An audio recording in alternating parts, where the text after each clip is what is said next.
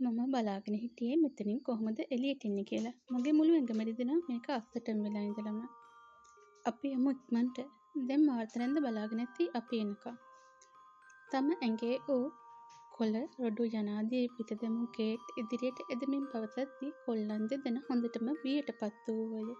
ඒත් තම මවගේ හැටි ඔවුන් දෙදෙනා දන්නා නිසාය. ඇගේ දඬුවමකට ලක්වීමේ බියෙන් යුතුව ඔවුන් දෙදෙනත් කේට් හා එකතුවද ඔවුන් දෙදෙනට එසේ යන්නට සිදුවූයේ ටික දුරක් පමණි.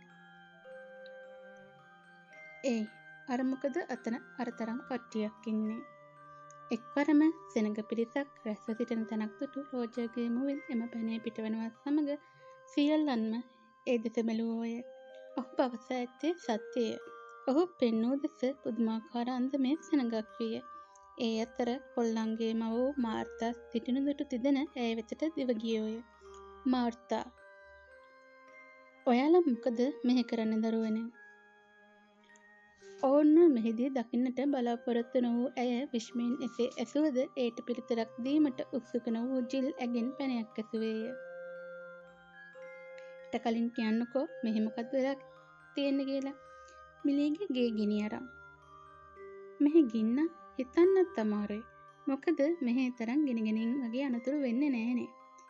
"අනේ මම දන්නේ කේක්. මිලී එළියට ගිය වෙලාවේ ගෑස් සිලින්ඩරේ පිපිරිලා.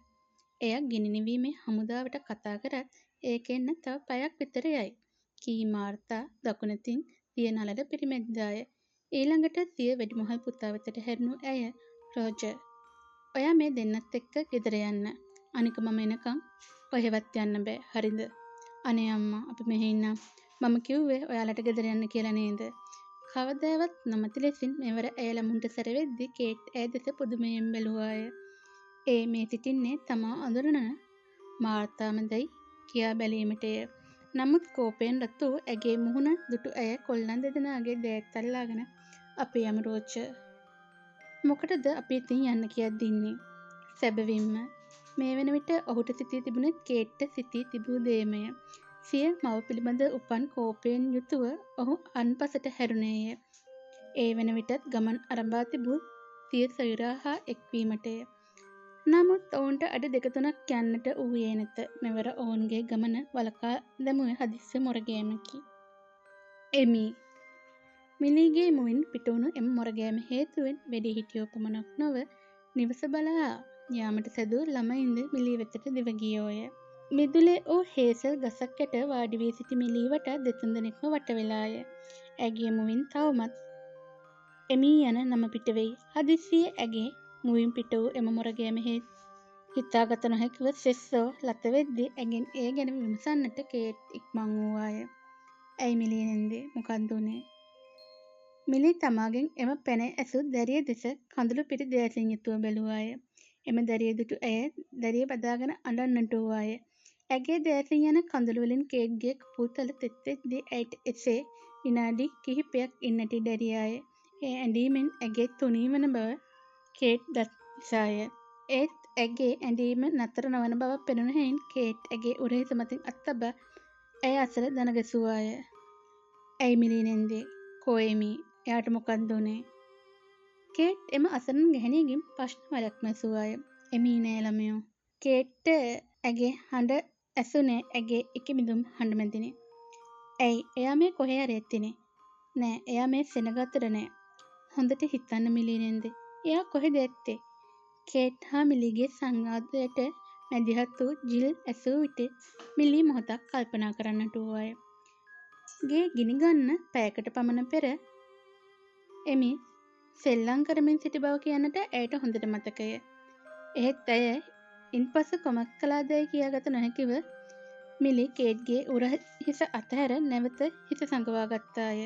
නමුත් එක්වරම කේට් අසලින් ඉවත් වූ ඇය නිවස දෙසට දිව යන්නට වූවාය. ඇගේ එම ක්‍රියාවෙන් කුඩා එමී සිටින්නේ කොහේදැයි කියා අවබෝධ කරගත් කේට් "අනේ දෙයියනේ කවුරු හරි එයාව අල්ලන්න. එයා ගේ ඇතුළට යන්න හදන්නේ. ඒක ඇතුළට ගියොත් එයාට අනතුරක් වෙයි." කේට්ගේ එම අනතුරු ඇඟවීමත් සමග ක්‍රියාත්මක වූ වැඩිහිටියන් දෙතුන් දෙනෙක් ඇයව අල්ලා ගත්තෝය. ඔවුන්ගෙන් මිදී නිවස තුළට යාමට ඔවුන් හා පොරබැඳූ මිලී අවසානයේ එමී යයි කියාගෙන සීසොන්ව වැටුණාය. කේට් එයාට මොකද හදිස්සියෙම ගේ ඇතුළට යන්න ඕනේ වුණේ. මොකද එමී මේ වෙනකොට අර ගේ ඇතුලේ. ඒකයි එයා දැන් ගේ ඇතුළට යන්න හිතුවේ. දෙයියනේ එමී ගේ ඇතුලේ ඒකත් මේ ගේ ගන්න ගෙනිය ඇතුලේ. කේට්ගේ විස්තරයත් සමග මාර්තා බියටපත් වූවාය. ඒ සමග ඇයට සිහිවූයේ තමාවත් ජෝෂප්වත් රැගත් වාහනය අනතුරටපත් වූ ආකාරයයි. එහි බිය තවමත් ඇගේ හිත් පත්ලේ රැඳී තිබුණාය. එම නිසාම එදායින් පසු ඇය එවන් අනතුරුවලට බිය වූවාය. අදත් එවැනි අනතුරක් සිදු නොවේ යැයි පතමින් ඇය සිත්තැනම දනගසා යාඥා කරන්නට වූවාය. ඒ අවසරයෙන් එතනින් ඉවත් වූ ළමුන් දෙදෙන නිවසට ඇතුල්වීමට හැකි ස්ථානයක් සෙව්වෝය. නමුත් ඒ හැම තැනකින්ම ඔවුන්ට දිස්වූයේ නිවස පුරා පැතිර යන රතුම රතු ගිනිදැල්ය. ගිනි නිවන හමුදාව මෙහි පැමිණීමට තව පැයක් ගතවනු ඇත. ඒත් ඊට පෙර මේ නපුරු ගිනිදැල් වලින් බැටකා මෙම නිවස අළු වී යනු නියතය. ඒත් ඊට පෙර මෙම නිවස තුළ සිටින කුඩා දරුවා බේරාගත යුතුය. ඒ පිළිබඳව සිතමින් කේට් අසලූ ගසකට හේතු වුවත් ඉතුරු දෙදෙන ඇය ඇසලට පැමිණියේ අවට තව ටිකක් හෝදිස්සි කිරීමෙන් පසුවය. වැඩක් නෑ කේට්. අපිට ගේ ඇතුළට යන්න විදිහක් නෑ. පහළ තට්ටුව එහෙම්ම ගෙනි අරන්. ඒත් බැරි වෙලාවත් අපි ගේ ඇතුළට ගියත් අපිට ඒකේ ඇතුලේ ඇවිදින්න බැහැ. ඔව් රෝජර්. අපිට ඇතුළට යන්න ජනේලයක්වත් තියෙනවනම්. සිතමින් කේට් නිවස දෙස බැලුවාය. එවිට ඇය දුටුවේ උඩුමහලේ ඇති ඇර දමා ඇති ජනේලයක්ය.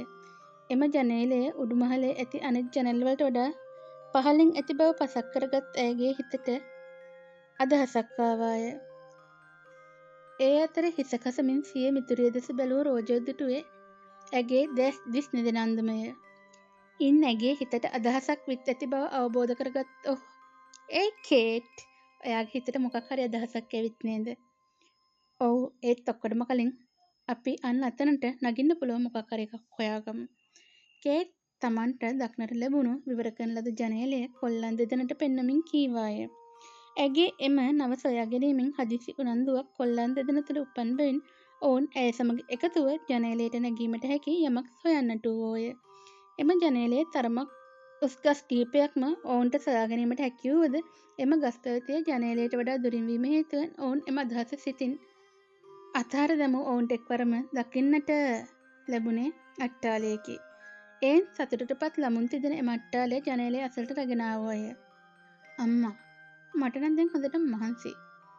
ජිල් අට්ටාලයට හේතු වෙමින් කීවේය. ඔහුට පමණක් නොව පාසල අවසන් වූ මොහොතේ සිටම සිදු වූ සියල්ලන්ගෙන්ම ඔවුන් වෙහෙසට පත්වී සිටියෝය. ඊටත් වඩා පැය ගාණක් නිරාහාරව සිටීම හේතුවෙන් එම මහන්සිය වඩා හොඳින් කුඩා උන් තිදෙනට දැනෙන්නට වූවෝය. "හරි දැන් මේක ගෙනාවනේ. කවුද දැන් උඩට නගින්නේ?" රෝජර් හති දමමින් එය ඇසූ විරසට කේට් ඔහු දෙස බැලුවාය.